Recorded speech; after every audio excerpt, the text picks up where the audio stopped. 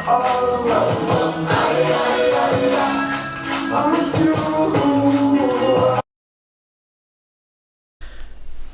good morning, welcome to day 2 of the daily vlog.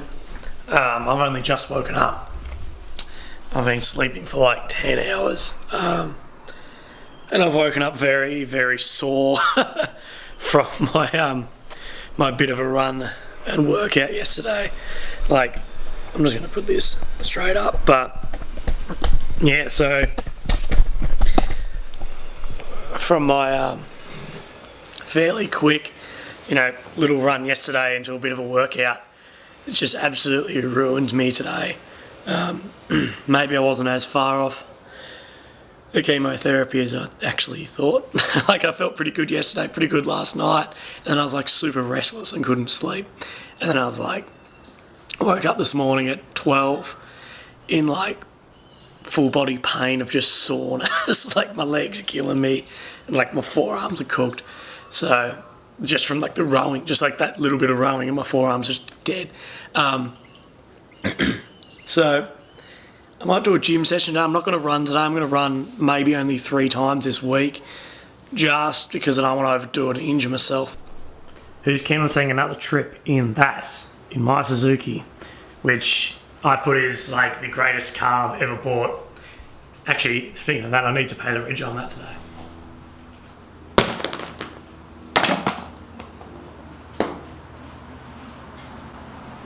May have missed one there. So, when you get out of bed at 2 PM, what do you do for the rest of the day? You got like a few hours left. That sucks.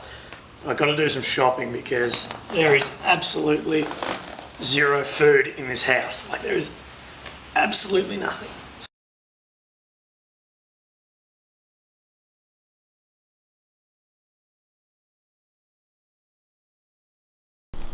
Let's go.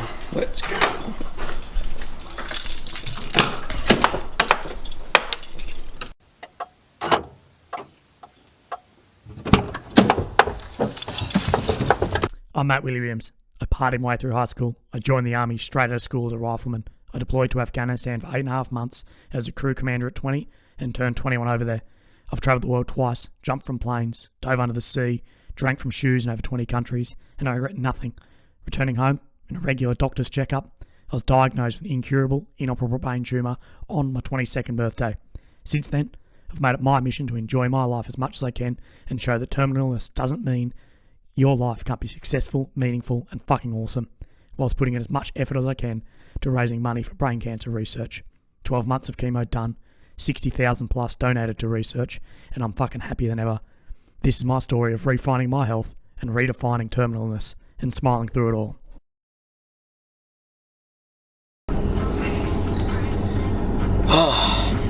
So, I got asked recently about an older post about how I sort of criticised Are You OK Day a little bit. I thought I'd just do this while I'm in the car because I'm double up on jobs, cruise around, I've got to get groceries. I've had no food in the house. I've been like living off like whatever I could find, just like soup. I literally just had soup like all day yesterday, like 3 meals. Anyway,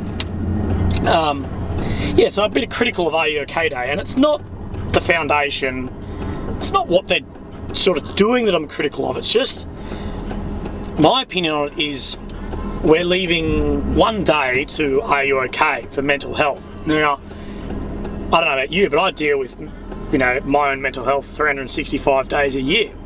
Yet, we've deemed, this is one day. So one day in 365 is not even 1/3%.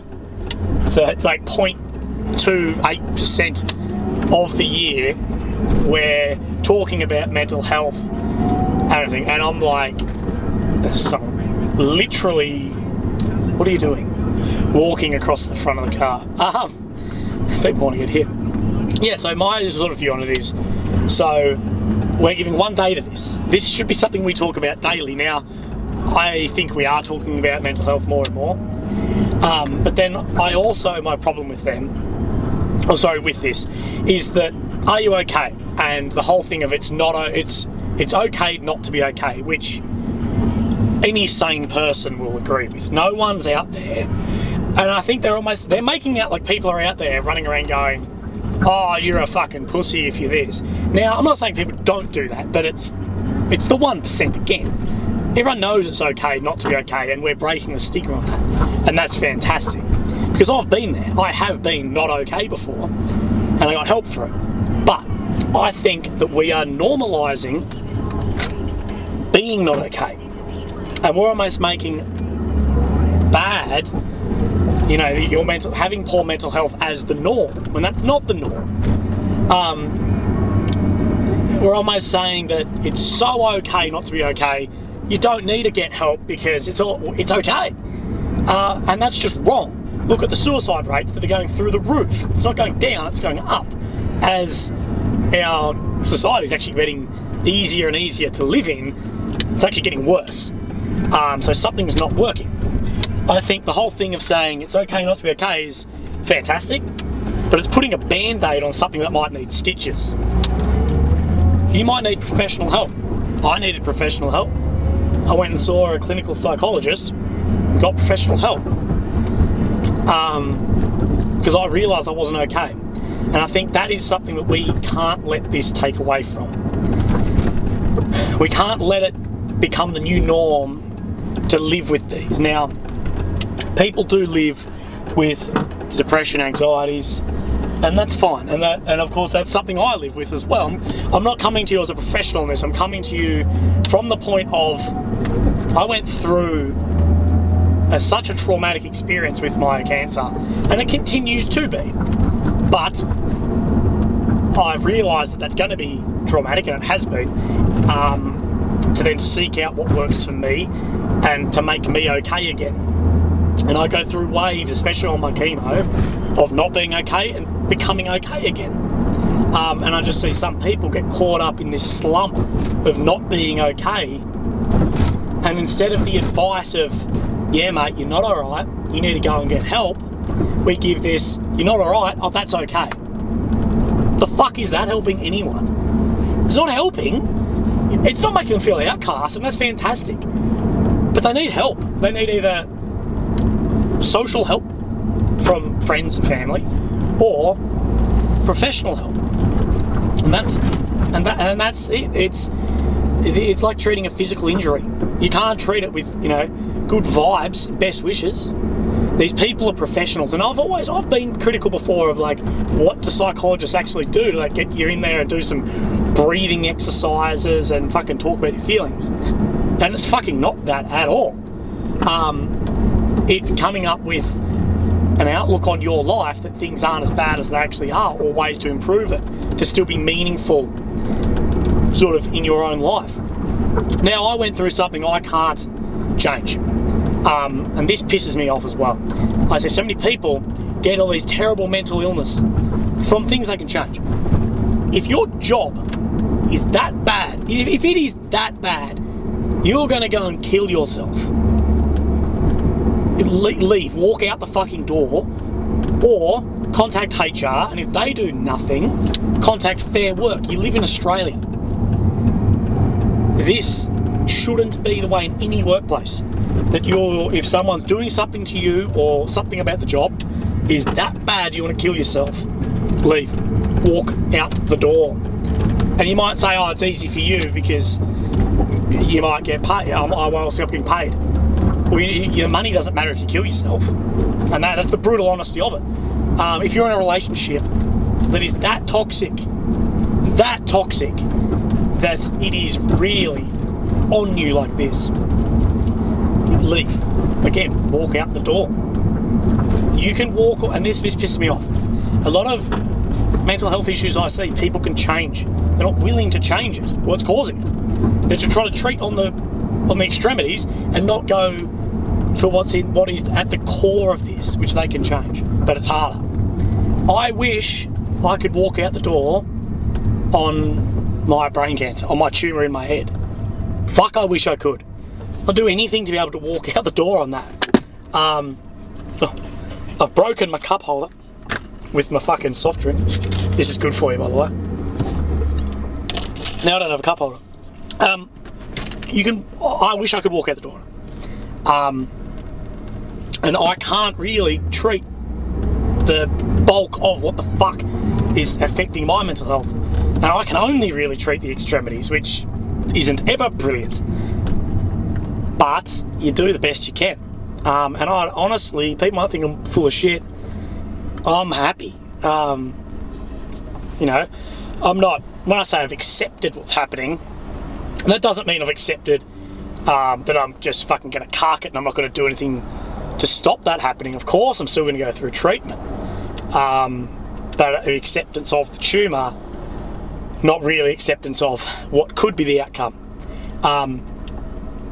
And I have gone through massive mental health problems with this in the beginning, till I saw professional help. And in Australia, if you go see a GP, like a doctor, they can refer you to 8 or 10 completely free mental health sessions with a psychologist. I think it's 8 or 10 a year too. So, you know, that's, how often's that? That's almost once a month, which is plenty. I don't see a psych at all anymore. I saw one twice in the beginning. I saw one guy that I didn't really like. This is one thing with a psych. Find one you like, someone you can relate to, someone who has, you know, your interests in mind. And they all have your interests, but one that you can actually relate to. Someone you would have a beer with at a pub, that should be your psychologist. Hunt around a little bit. You can get second, third opinion, that's fine. Yeah, so mine, I had one with a guy I didn't like, and then I had 2 sessions with a fella, and then he put me onto this little social media stuff, and then he sort of put in, why don't you run a charity event to feel like I'm doing something.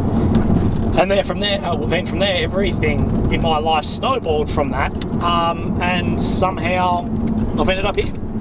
I'm happy, I'm a bit fatter than I'd like, and that's going to change. That's something you can change. If your weight is making you unhappy, change that. So, you know, at the end of the day, it's your mental health, it's no one else's. You are the one who has to treat it. At the end of the day, you go to see a psychologist, he can give you any advice, the best advice in the world. If you don't take that advice and do it, nothing will change. It's like literally like going to a personal trainer. You could go and see the best personal trainer in the world. If you don't do the work, if you don't take his or her advice, then you're not going to change. Your body's not going to change, and on the flip side of that, with mental health, your mind's not going to change. So yeah, I love what Are You OK stands for. I do. I'm not meaning to be too critical of them, but I think we're taking it on such a almost literal meaning that it almost is harmful at this point. Because I am a massive supporter of 365 days of mental health, not one.